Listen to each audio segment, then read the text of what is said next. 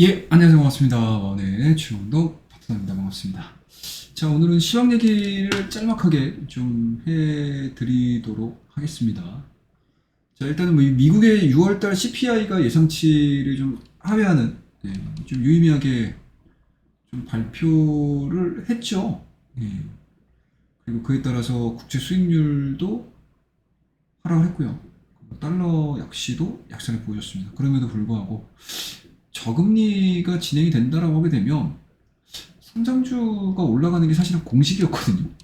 그럼에도 불구하고 엔비디아를 비롯한 테슬라, 마이크론 할 것 없이 그동안에 나스닥 지수를 좀 크게 끌어올렸던, 그리고 시장의 버팀목 역할을 했었던 종목군들의 급락세가 나왔습니다. 물론 이제 연속적인 하락 부분들이 나올 때 시장의 이유가 분명히 뭐 드러나겠지만, 간밤에 있었던 미국 증시만을 놓고 봤었을 때는, 어찌 보면 상당히 좀 의아한 결과가 나왔고요. 상대적으로 그 부분은 있습니다. 예, 러셀 2000 지수가 3.57, 상승 마감을 한 상황들이기 때문에 확실히 그동안에 지수를 좀 끌어올렸던 대표 종목군들에 대한 하락 부분들로 인해서 그쪽에서 빠져나왔던 자금들이 중소형 종목군들로 이동을 한 거는 뭐 극명하게 좀 드러난 하루였다 라는 생각이 좀 들고요. 이러한 부분들을 그대로 우리나라 증시도 답습하는 상황으로 좀 거의 뭐 마무리가 됐다라고 보시면 좋을 것 같은데, 일단은 뭐 대표 종목으로 SK 하이닉스가 마이너스 3% 하락 마감을 했고요. 삼성전자 차트가 왜 이렇게 반영이 안 되는지 모르겠는데 삼성전자 역시도 마이너스 3.65로 마무리가 됐습니다. 그 다음에 이제 기아, 그 다음에 현대차 주가도 직전 저점 자체를 지키지 못한 상태에서 좀 밀리는 그런 모습들을 좀 보여주고 있었기 때문에, 일단은 국내 지수 역시도 조금은 뉴욕 증시를 좀 그대로 좀 반영을 하지 않았나 라는 생각이 좀 들고요.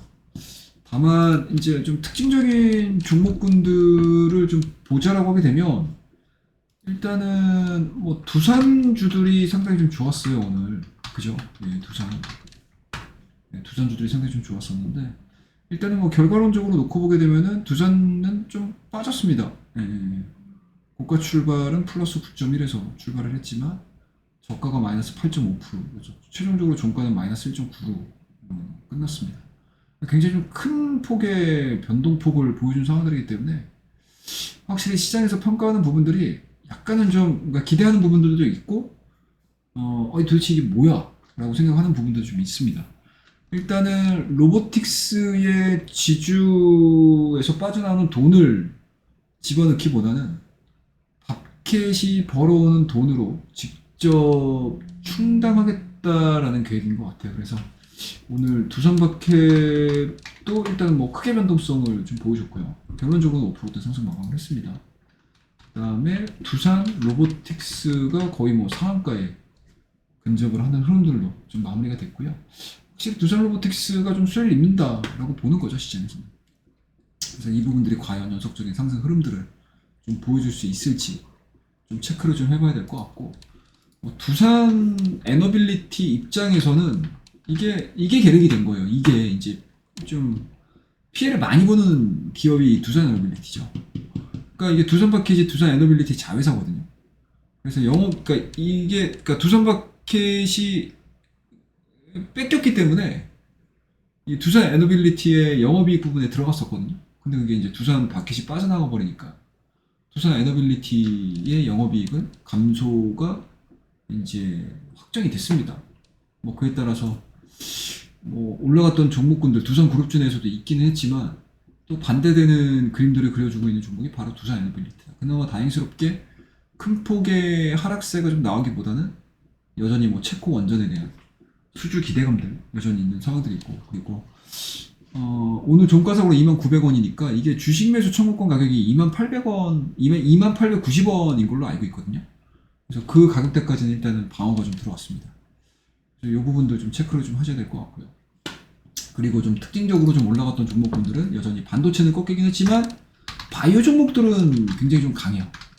그러니까 유한양행도 마찬가지로 여전히 기존에 지금 보여주고 있는 상승 추세를 하향타 시키지 않고 지속적으로 좀 치고 나가는 모습들이고, 오히려 오늘 같은 경우는 7%대 더 강세를 좀 보여줬죠. 이런 부분들은 좀 그러니까 투자의 심리가 좀 살아있는 것 같습니다. 그리고 오스퍼텍 역시도 동일하게 3%대 강세로 좀 마무리가 됐고, 그리고 여전히 퓨처캠 같은 경우도 오늘 좀 급등세로 좀 마무리가 됐습니다. 52주 신고가 써가고 있는 그런 상황들이고, 그 다음에 이제 비만 관련 종목군들 역시도 빠지지 않고 주가에 대한 탄력도를 좀 키워나가는 그런 모습들을 좀 만들어졌습니다. 그리고 가장 좀 최근 들어서 어제하고 이제 오늘까지 이어져서 시장에서 가장 탄력적으로 움직인 종목이 바로 이 라파스죠. 패치형 위고비 임상 1상이 종료가 됐다. 그래서 비만 치료제 관련주 중에서도 좀 확장세가 좀 진행이 됐었을 때 라파스가 시장에서는 가장 좀 트레이딩이 좀 많이 일어나는 종목이지 않을까라고 생각을 하고 있습니다. 갭으로 띄운 상태에서 이게 15% 정도 갭 띄운 상태에서 한 번에 흔들림 없이 그대로 지금 뽑아주는 그런 모습들을 좀 보여줬습니다. 그래서 상당히 좀 강한 그런 모습들을 좀 보여줬던 게 바로 이 라파스가 아닌가라는 생각이 좀 들고요. 그 다음에 좀 특징적인 종목군들은 이제 코오롱 티슈진이죠. 코오롱, 그리고 코오롱 티슈진, 코오롱 볼까요 한번? 티슈진 이런 종목군들이 이제 거의 뭐 상한가에 상한가로 좀 마무리가 됐습니다. 일단은 인보사K의 미국 임상 3상 투약 마무리가 됐다라는 내용들이고요. 신약 개발 절차에서 추적 관찰과 이제 품목 허가 신청만 남아있는 상황이다 라는 쪽이기 때문에 이 부분들이 일단은 코오롱 주가를 좀 끌어올렸던 가장 큰 이유가 아닌가 라는 생각을 좀 가지고 있습니다. 그래서 뭐 국내에서는 아직은 좀 이게 내용들이 좀 안 나오는 상황들이기 때문에 사실은 해외발 내용들을 가지고 지금 상한가를 만들어냈거든요. 추가적인 상승 흐름들을 좀 보여줄 수 있을 것 같기는 한데 한번 좀 변동성을 좀 체크를 해봐야 되지 않겠나 라는 생각이 좀 들고요. 그리고 지금 새롭게 수혜주로 떠올랐던 섹터들을 좀 보시게 되면 이제 디지털 헬스 쪽인 것 같아요. 그에 따라서 이제 뷰노가 오늘 13% 바닥권에서 이게 메리트가 있죠. 주가가 이제 그 어떻게 보면은 작년도 8월달, 9월달에 고점 대비해가지고 거의 뭐 반토막이 뭡니까?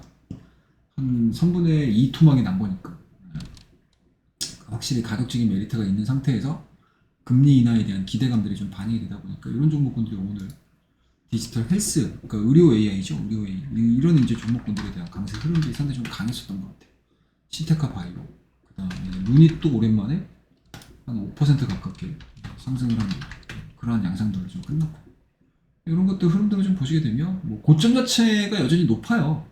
높습니다. 그리고 실적 자체가 나오지 않음에도 불구하고 어찌됐든 뭔가 이제 러셀 2000의 상승이 뉴욕 증시에서 뭔가 하나의 새로운 트렌드로 하루를 보냈다라고 하게 되면 우리나라도 마찬가지로 낙폭과대 종목군들에 대한 반등은 일단은 디지털 헬스, 의료 AI 이런 쪽으로 좀 포커스가 좀 맞춰지지 않았나 라고 생각이 좀 들고요.